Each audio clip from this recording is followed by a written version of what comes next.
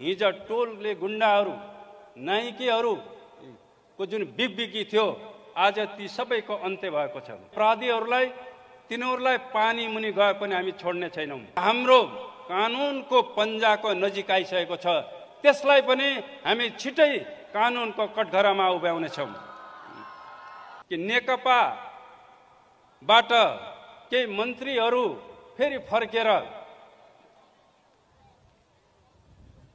प्रचण्ड नेपालको समूहतिर चाहिँ फर्कँदैछन् भन्ने किसिमको एउटा भ्रम उनीहरूले चाहिँ फाले। उनीहरूले यसो किन गर्दैछन्? आज देशव्यापी रूपमा उनीहरूले भ्रम किन फैलाउँदैछन्? उनीहरूले यस किसिमका कुराहरू किन गर्दैछन्? यो उनीहरूको एउटा आतंकको अभिव्यक्ति हो। चेतावनी दिन चाहन्छु भने तपाईहरूको यो षड्यन्त्र, यो गोएबल्स नीति कदापि सफल हुने छैन। इतिहासले यो कुरा साबित गरिसकेको छ। हाम्रै पंक्तिभित्र लुकेका अवसरवादीहरू, गुटवादीहरू, पदलोलुपहरूले यो परिस्थिति जन्माएका हुन्। आजको यस ऐतिहासिक जनसभाका सभानायकज्यू, आजका यस ऐतिहासिक जनसभाका प्रमुख अतिथि, सम्मानीय प्रधानमन्त्री, पार्टीका श्रद्धेय अध्यक्षज्यू, मञ्चमा आसीन पार्टीका सहयोद्धा कमरेडहरू र आजको यस ऐतिहासिक सभामा उपस्थित सम्पूर्ण आदरणीय दाजुभाइ दिदीबहिनीहरू, पत्रकार बन्धुहरू,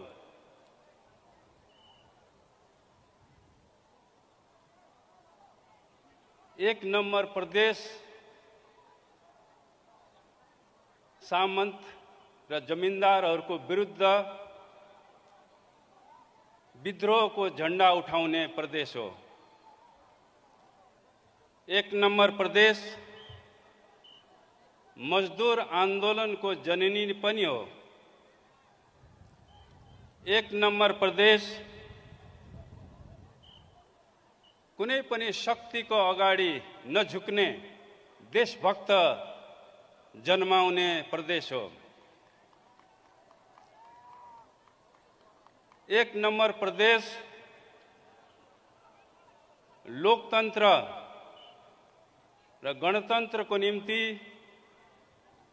झण्डै 1.5 दशकसम्म जेललाई लोकतन्त्रको मोर्चाको रूपमा आफूलाई समर्पित गर्ने, योगदान गर्ने, बलिदान गर्ने योद्धाहरू जन्माउने, क्रान्तिकारी जन्माउने प्रदेश पनि यो एक नम्बर प्रदेश हो।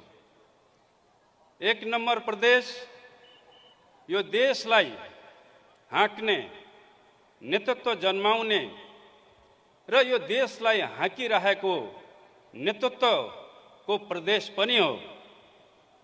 त्यसकारणले म यो प्रदेशका आदरणीय जनसमुदायहरूलाई एक नम्बर क्रान्तिकारी, एक नम्बर देशभक्त, एक नम्बर नेतृत्व र एक नम्बर क्रान्तिकारी जन्माउने यो प्रदेशलाई म सर्वप्रथम यहाँ सबैलाई म लाल सलाम, क्रान्तिकारी सलाम र हार्दिक अभिवादन गर्न चाहन्छु।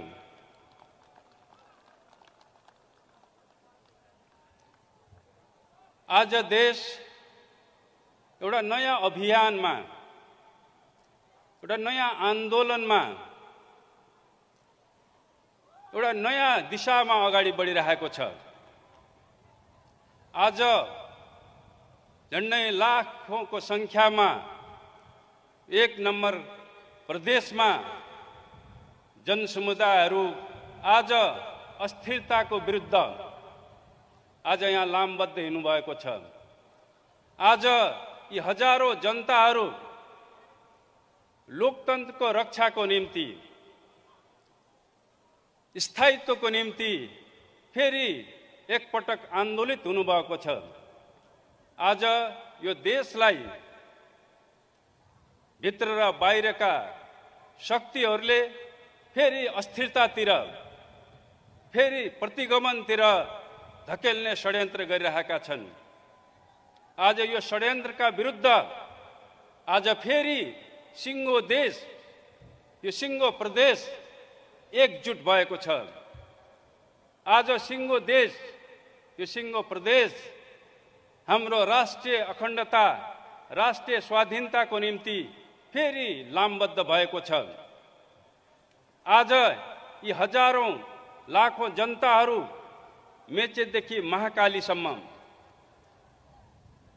समृद्ध नेपाल र सुखी नेपाली को राष्ट्रिय आकांक्षा पूरा गर्नको निम्ति फेरि एकपटक सम्माननीय प्रधानमन्त्रीको नेतृत्वमा फेरि जुर्मुराएको छ, फेरि आन्दोलित भएको छ र एउटा नयाँ अभियानमा अगाडि बढिरहेको छ।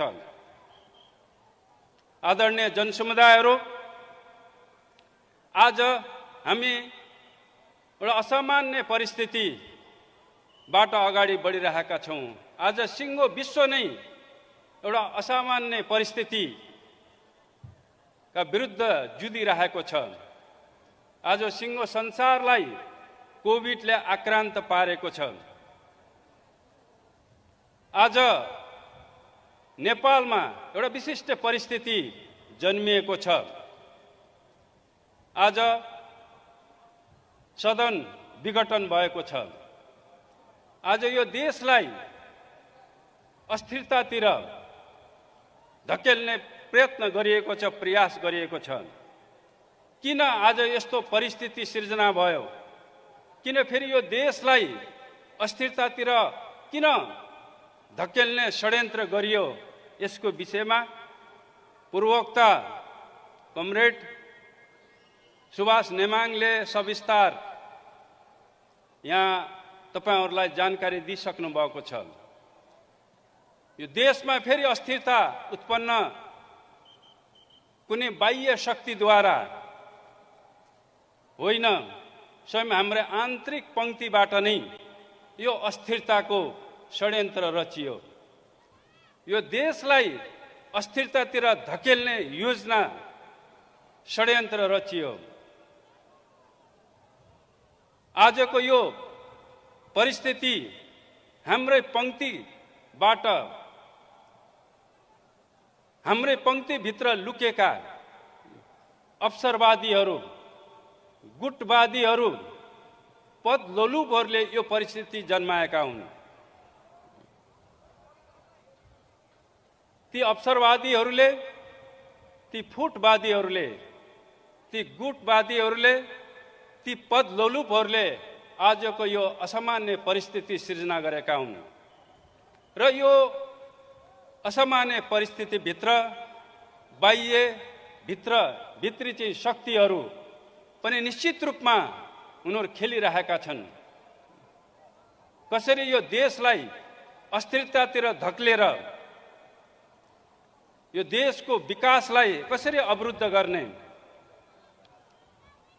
देशलाई फेरि अस्थिरतातिर धकेलेर फेरि प्रतिगमनलाई कसरी पुनर्स्थापना गर्ने भन्ने सपना सजाएर बसेका प्रतिगामीहरू आज यो अस्थिरताबाट, नेकपामा जो विभाजन भएको छ, नेकपा भित्र लुकेका अवसरवादीहरूले जुन स्थिति पैदा गरेका छन्, त्यसबाट उनीहरू उत्साहित भएका छन्, उनीहरू खुसी भएका छन् भने अर्कोतिर यो स्थिति जो उत्पन्न भएको छ, यसबाट आम जनताहरू दुखी भएका छन्, आक्रोशित भएका छन्। आज यो विशाल जनसमुदायको आक्रोशबाट पनि यो कुरा स्पष्ट हुन्छ। आज मेचेकदेखि महाकालीसम्म हामी फुटवादको विरुद्ध, नेपालको कम्युनिस्ट आन्दोलनमा लुकेका फुटवादीहरू, लुकेका पदलोलुपहरू, लुकेका अवसरवादीहरूको विरुद्धको यो अभियान पनि हो। आज हामीले पार्टीको शुद्धिकरणको निम्ति एउटा नयाँ अभियानको थाल्ने पनि हाम्रो पार्टी नेतृत्वको नेतृत्वमा आज हामीले देशव्यापी रूपमा एउटा शुद्धिकरण अभियान पनि हामीले सञ्चालन गरिरहेका छौँ। आज देशमा उत्पन्न अस्थिरतालाई फेरि स्थायित्वमा कसरी बदल्ने आज हाम्रो नेतृत्वले निर्धारण गरेको नीति हामी जनतामा गएर जनतालाई आन्दोलित गरेर जनताको ताजा जनादेश लिएर हामीले फेरि यो अस्थिरतालाई स्थायित्वमा बदल्न सकिन्छ। समृद्धिको विकासको मार्गमा जो अवरोध खडा भएको छ जनताको बीचमा गएर जनताको ताजा जनादेश लिएर हामीले यो अवरोधलाई हामीले पन्छाउन सकिन्छ। हामीले उत्पन्न समस्याको समाधान षड्यन्त्रबाट होइन, हामीले लोकतान्त्रिक विधिबाट जनतालाई साथ लिएर मात्रै हामीले फेरि देशमा उत्पन्न समस्यालाई समाधान गर्न सकिन्छ।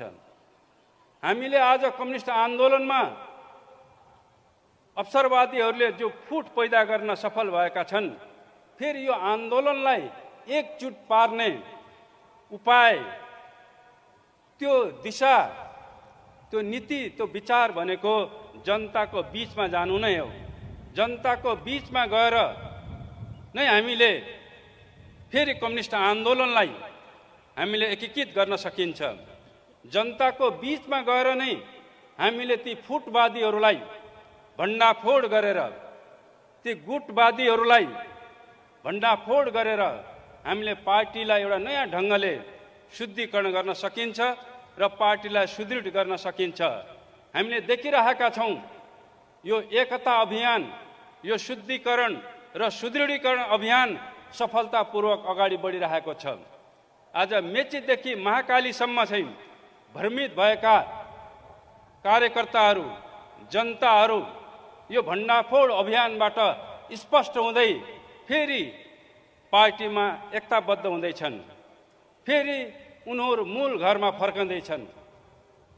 यसै क्रममा हामीले यो एकता अभियानबाट आतंकित भएर ती गुटवादीहरू, फुटवादीहरूले फेरि नयाँ ढङ्गले भ्रम सृजना गर्ने पनि प्रयत्न गरिरहेका छौँ। हामीले सुन्यौँ काठमाडौँमा ती फुटवादीहरूले, गुटवादीहरूले एउटा नयाँ भ्रम फैलाउने उनीहरूले प्रयत्न गरे कि नेकपाबाट केही मन्त्रीहरू फेरि फर्केर प्रचण्ड नेपालको समूहतिर चाहिँ फर्कँदैछन् भन्ने किसिमको एउटा भ्रम उनीहरूले चाहिँ फाले। उनीहरूले यसो किन गर्दैछन्? आज देशव्यापी रूपमा उनीहरूले भ्रम किन फैलाउँदैछन्? उनीहरूले यस किसिमका कुराहरू किन गर्दैछन्? यो उनीहरूको एउटा आतंकको अभिव्यक्ति हो, उनीहरूको भयको अभिव्यक्ति हो र उनीहरूले गोएबलको सहारा लिँदैछन्। गोएबल भन्ने जर्मनीका हिटलरका एउटा प्रचार मन्त्री थिए। उनको के सिद्धान्त थियो भने तिमीले झुटलाई 100 पटक भन्यो भने त्यो सत्यमा परिणत हुन्छ, त्यो सत्य ठान्छन् मान्छेहरूले। त्यसकारणले झुटलाई 100 पटक भन र यसरी तिमीले जनतालाई भ्रमित पार्न सक्छौ, जनतालाई मानसिक रूपमा चाहिँ विघटित गर्न सक्छौ।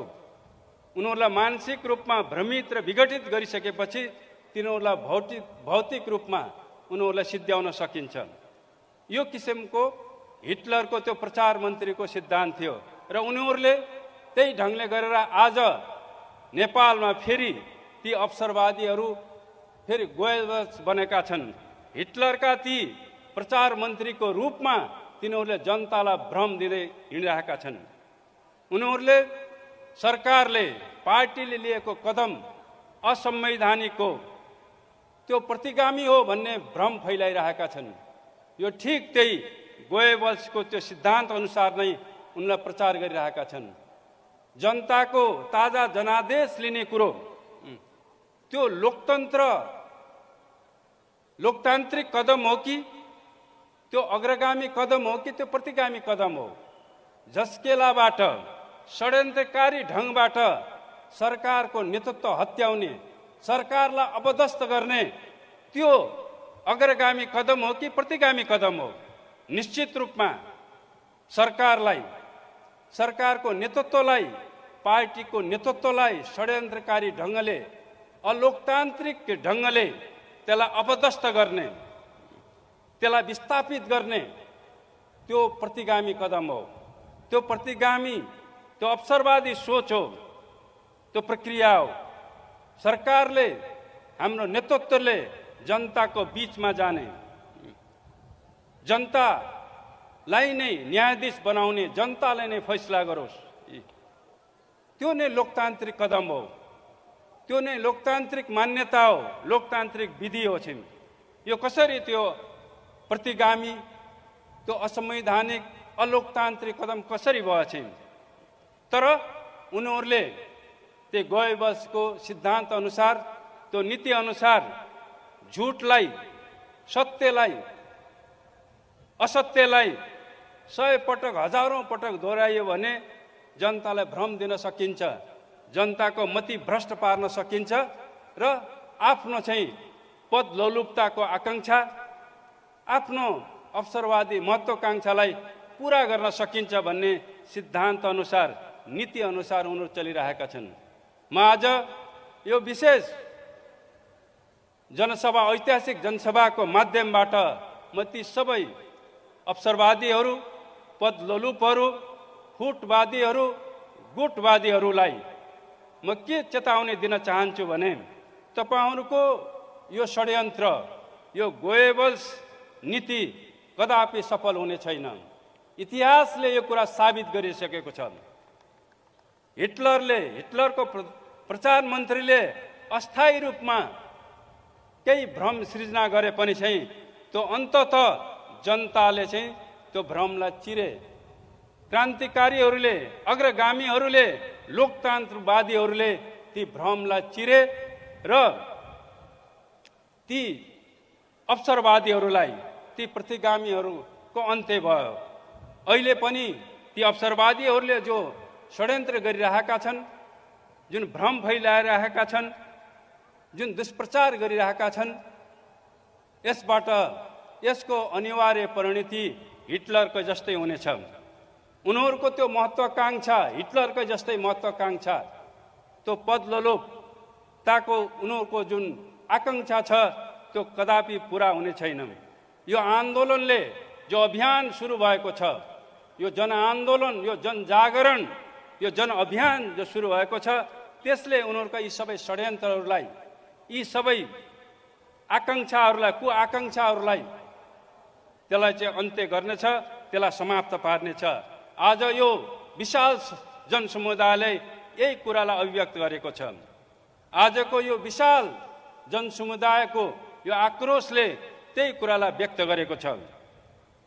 आदरणीय जनसमुदायहरू, हाम्रो पार्टीको नेतृत्वमा यो देशले द्रुत गतिमा विकास गरिरहेको थियो। यो 3 वर्षको हामी सबै सूचकाङ्कहरूलाई हेर्ने हो भने यो देश द्रुत गतिमा समाजवादको दिशातिर, समृद्धिको दिशातिर अगाडि बढिरहेको थियो। सबै तथ्याङ्कहरूले यो कुरालाई स्पष्ट रूपमा चाहिँ प्रमाणित गर्दछन्। तर यी अवसरवादीहरू, यी गोएबल्सहरू यो देशमा केही भएको छैन, देश दुर्गतितिर गएको छ भन्ने कुराहरूको दुष्प्रचार गरिरहेका छन्। यो देशमा यो 3 वर्षको कार्यकालमा जनताले हामीलाई यो जिम्मेवारी सुम्पेपछि यो देशमा हामीले संघीयताको कार्यान्वयन, जनताको त्यो जनादेशलाई कार्यान्वयन गर्ने काम हामीले सफलतापूर्वक अगाडि बढायौं। हामीले यो 3 वर्षको कार्यकालमा हामीले देशमा सुशासनलाई सुदृढ गर्ने, त्यसलाई स्थापित गर्ने काम सफलतापूर्वक हामीले यहाँ सम्पन्न गर्दै आयौं। यो अवधिमा सबैभन्दा इतिहासमा सबैभन्दा बढी कारबाही भएका छन् भ्रष्टाचारीहरूको विरुद्धमा चाहिँ। यो कार्यकालमा सबैभन्दा बढी अपराधीहरूलाई चाहिँ नियन्त्रणमा लिएको छ र कानुनको कठघरामा उभ्याइएको छ। यो अवधिमा हामीले देशमा गुण्डागर्दीको अन्त्य गरेका छौँ। हिजो टोलले गुण्डाहरू नाइकेहरूको जुन बिगबिगी थियो, आज ती सबैको अन्त्य भएको छ। यो कार्यकालमा हामीले महिला हिंसाको विरुद्ध हामीले अभियान चलायौँ। त्यो चाहे छौपडीको होस् अथवा तराईमा हुने मधेसमा हुने महिलामाथिहरूको हिंसाका विरुद्धमा होस्, त्यसको विरुद्ध चाहिँ हामीले अभियान चलायौँ। हामीले अस्ति भर्खरै हाम्रो प्रधानमन्त्रीजीले भन्नुभयो कि अपराधीहरूलाई, महिलाहरूको बलात्कार गर्ने, उनीहरूको हत्या गर्ने अपराधीहरूलाई तिनीहरूलाई पानी मुनि गए पनि हामी छोड्ने छैनौँ। हामी उनीहरूलाई कानुनको कठघरामा उभ्याउनेछौँ। प्रधानमन्त्रीले अस्ति भर्खरै त्यो उद्घोष गर्नुभएको थियो, त्यो भागीरथीको सन्दर्भमा थियो र हामीले यो प्रधानमन्त्रीजीको यो कथनलाई, त्यो उद्घोषलाई हामीले त्यो साबित गऱ्यौँ र भागीरथीको हत्यारालाई, त्यो बलात्कारीलाई कानुनको कठघरामा हामी उभ्याउन सफल भएका छौँ। निर्मलाको हत्यारा, त्यो बलात्कारी पनि अब हाम्रो कानुनको पन्जाको नजिक आइसकेको छ। त्यसलाई पनि हामी छिटै कानुनको कठघरामा उभ्याउनेछौँ। आज म यस ऐतिहासिक जनसभाको मार्फत म सबै अपराधीहरूलाई म सचेत गर्न चाहन्छु कि यो सरकारले देशमा कुनै पनि अपराधीलाई कुनै प्रकारको छुट दिने छैन। कुनै भ्रष्टाचारीलाई कुनै प्रकारको छुट दिने छैन। राज्यको नीति भ्रष्टाचारप्रति शून्य सहनशीलताको नीति हो। त्यस्तै सबै प्रकारका अपराधहरू प्रति पनि हाम्रो शून्य सहनशीलताको नीति हो र यो नीतिलाई हामीले सफलतापूर्वक अगाडि बढाइरहेका छौँ। तर यो सफलताबाट आतंकित भएर, चिन्तित भएर नै यो किसिमको परिस्थिति सृजना गरिएको हो। किन यो पार्टीको नेतृत्व, सरकारको नेतृत्वमा यो देश विकास, समृद्धि र सफलताको दिशातिर जो अगाडि बढिरहेको छ, यसले उनीहरूको त्यो पदलोलुपताको चाहिँ आकाङ्क्षालाई पुरा नहुने भयो, त्यो सफल नहुने भयो। त्यसकारणले त्यसलाई पुरा गर्नको निम्ति यो देशमा फेरि एउटा अस्थिरता सिर्जना गर्न जरुरी छ। यो देशमा फेरि एउटा षड्यन्त्र गर्न जरुरी छ। यो आवश्यकता महसुस गरेर अवसरवादीहरूले, प्रतिगामी शक्तिहरूले यो परिस्थितिको सिर्जना गरेका हुन्। तर यो परिस्थितिलाई हाम्रो नेतृत्वको सही नेतृत्व निर्देशनले कि हामीले यिनीहरूका यी षड्यन्त्रहरू, यो देशलाई अस्थिरताको भूमिमा धकेल्ने यो षड्यन्त्रलाई जनताको बीचमा गएर जनतालाई फेरि चाहिँ आम निर्वाचनको माध्यमबाट आन्दोलित गरेर ती सबै अस्थिरतावादी, ती सबै अवसरवादीहरूको भण्डाफोड गरेर उनीहरूको यो षड्यन्त्रलाई चकनाचुर पार्न सकिन्छ, विफल पार्न सकिन्छ। यो देशलाई फेरि विकास, समृद्धिको दिशातिर अगाडि बढाउन सकिन्छ भनेर यो ऐतिहासिक कदम, सदनलाई विघटन गर्ने चाहिँ एउटा ऐतिहासिक कदम हाम्रो नेतृत्वले लिएको। यो ठुलो एउटा क्रान्तिकारी, यो अग्रगामी, यो एउटा ऐतिहासिक कदम पनि हो। यो ठुलो राजनीतिक कदम हो। यसको साथसाथै यो संवैधानिक पनि छ। यो कसरी संवैधानिक छ, यस विषयमा हाम्रो संविधान सभाका अध्यक्षज्यूले यहाँ सविस्तार भनिसक्नु भएको छ। किन संविधानको स्पिरिट भनेको यो देशमा स्थायित्वलाई कायम गर्ने हो। संविधानका जुन धाराहरू जो 76-85 को जो हामीले उल्लेख गर्छौँ, यी सबै धाराको स्पिरिट भनेको यो देशमा स्थिरता होस्, देशको विकासको निम्ति, देशमा सुशासनको निम्ति र देशको प्रगतिको निम्ति स्थायित्व चाहिँ अनिवार्य हुन्छ। त्यसकारण हाम्रो संविधानको स्पिरिट भनेको यो देशमा स्थायित्व होस्, अस्थिरताले यो देश लामो समयसम्म अस्थिरताको दुष्चक्रमा फस्यो र देश दरिद्रता गरिबीको चाहिँ दुष्चक्रमा फस्यो र देश बर्बाद भयो। त्यसकारणले देशको प्रगतिको निम्ति राजनीतिक स्थायित्व, सामाजिक स्थायित्व, सामाजिक सौहार्दता अपरिहार्य शर्त हो। त्यही स्पिरिटमा संविधानका धाराहरू लेखिएका हुन्, त्यसको व्यवस्था गरिएका हुन् र अहिले यो देशमा कसरी स्थिरता ल्याउन सकिन्छ त? संसदको पुनर्स्थापना गरेर, संसदमा फेरि त्यो फोहोरी खेलहरूको सुरुवात गरेर देशमा स्थायित्व कायम हुन सक्छ, वा ताजा जनादेश लिएर नयाँ संसदको स्थापनाद्वारा यो देशमा स्थायित्व कायम गर्न सकिन्छ? यो दुईटा प्रश्न आज हाम्रो अगाडि उपस्थित भएको छ। पुरानो संसद जसले अस्थिरता जन्मायो, जसले सरकारलाई काम गर्न दिएन, सरकारका कामहरूमा अवरोध खडा गर्यो, विकासका कामहरूमा अवरोध खडा गर्यो, सुशासन स्थापित गर्ने काममा अवरोध खडा गरेछौँ, त्यो पुरानो संसद, त्यो विघटित संसद वास्तवमा अस्थिरता पैदा गर्ने संयन्त्रमा परिणत भइसकेको थियो। त्यसकारणले स्थायित्वको निम्ति एउटा नयाँ संसद, नयाँ प्रतिनिधि सभाको आवश्यकता चाहिँ पैदा भएको थियो। त्यही आवश्यकतालाई पूर्ति गर्नको निम्ति पुरानो संसदको विघटन र नयाँ संसदको स्थापनाको निर्णय, ऐतिहासिक निर्णय नेतृत्वले लिएको र यो एकदम सही छ र यो संवैधानिक पनि छ। यो संविधानको स्पिरिट अनुसार छ र नयाँ संसदले मात्रै यो देशमा स्थायित्व कायम गर्न सक्छ। यो देशको समृद्धिको यात्रालाई चाहिँ त्यसले चाहिँ मार्ग प्रशस्त गर्न सक्छ। पुरानो संसद बाधक बन्यो, समृद्धिको मार्गमा, सुशासनको मार्गमा, देशको राष्ट्रिय सुरक्षाको चाहिँ मार्गमा चाहिँ पुरानो संसद बाधक बनेको हुनाले त्यसको विघटन चाहिँ आवश्यक थियो, अनिवार्य थियो। त्यसकारणले त्यसलाई गरियो र त्यसको अधिकार, त्यो अधिकार प्रधानमन्त्रीलाई हुन्छ र प्रधानमन्त्रीले आफ्नो त्यो विशेषाधिकार, संविधानले दिएको त्यो अधिकारलाई प्रयोग गरेर संविधानको त्यो अधिकारलाई प्रयोग गरेर संसद विघटन गरिएको र नयाँ संसदको स्थापनाको निम्ति आम निर्वाचन, नयाँ जनादेश लिने चाहिँ निर्णय गरेको। यो कुरा सही छ र आजको यो विशाल जनसमुदायले सरकारको, पार्टी नेतृत्वको यो निर्णयलाई अनुमोदन गरेको छ। आज देशव्यापी रूपमा लाखौं करोडौं जनताहरूले सरकारको, पार्टी नेतृत्वको त्यो कदमलाई अनुमोदन गरेका छन्, त्यसलाई समर्थन गरेका छन् र पार्टीको नेतृत्व, सरकारको नेतृत्वमा एउटा नयाँ अभियानमा उनीहरू चाहिँ अगाडि बढिरहेका छन्।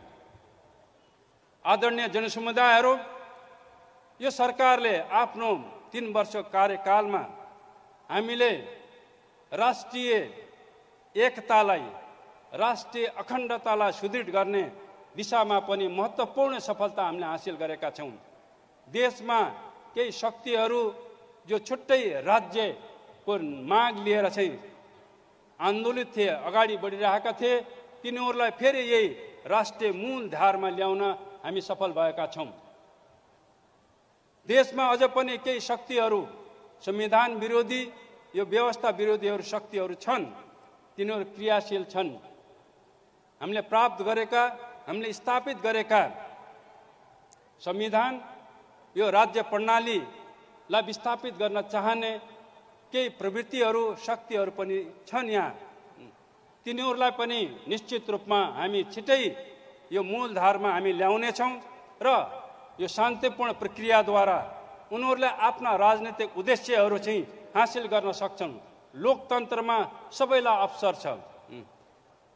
त्यसकारणले यहाँ हामीले अहिले आम निर्वाचनको घोषणा गरेर ती महत्त्वाकांक्षीहरू जो प्रधानमन्त्री हुन चाहन्छन्, ती महत्त्वाकांक्षीहरू जो पार्टीको अध्यक्ष हुन चाहन्छन्, उनीहरूलाई पनि हामीले अवसर दिएका छौँ। आम निर्वाचनको घोषणा जनताको ताजा जनादेश लिने घोषणा भनेको उनीहरूको निम्ति पनि एउटा अवसर हो, एउटा राम्रो अफर हो चाहिँ।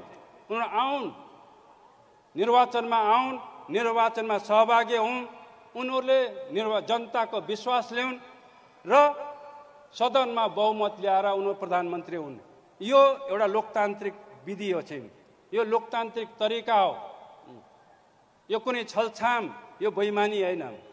त्यही कारण यो विधिद्वारा उनीहरू प्रधानमन्त्री हुन सक्छन्, मन्त्री हुन सक्छन्, उनीहरू राष्ट्रपति पनि हुन सक्छन्।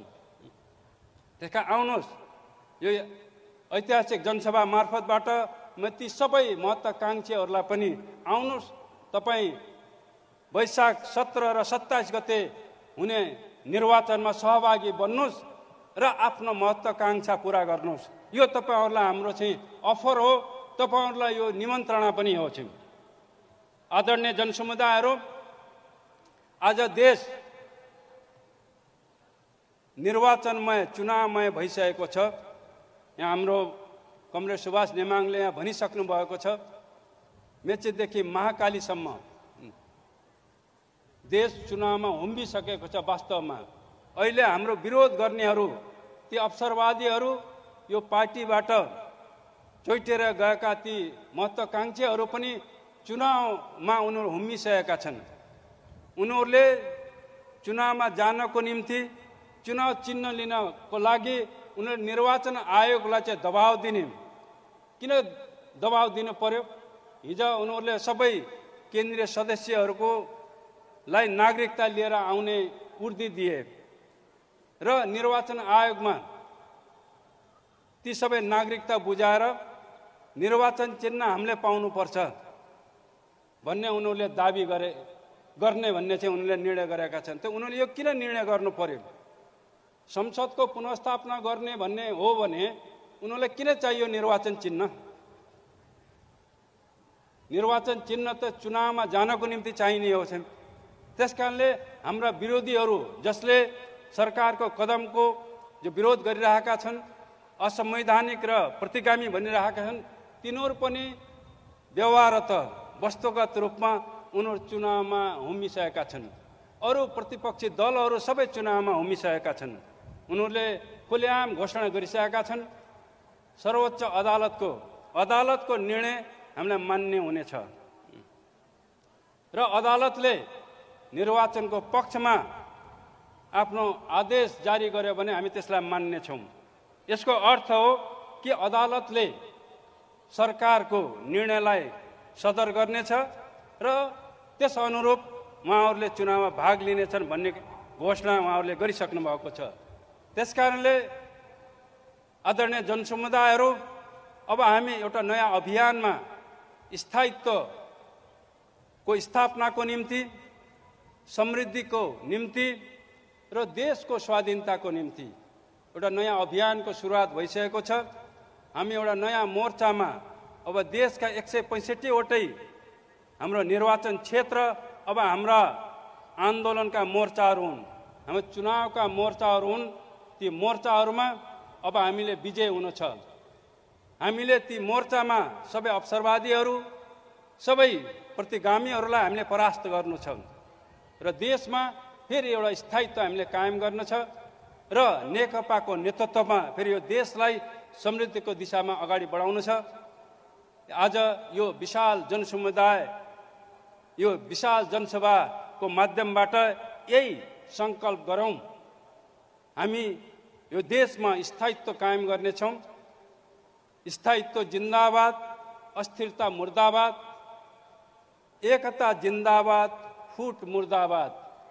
देशको चाहिँ राष्ट्रिय एकता, अखण्डता जिन्दाबाद र देशमाथि अतिक्रमण गर्ने मुर्दाबाद, यही सङ्कल्पसहित आज यस भव्य जनसभालाई सफल पारौँ भन्ने म आफ्नो मन्तव्य अन्त्य गर्छु। धन्यवाद।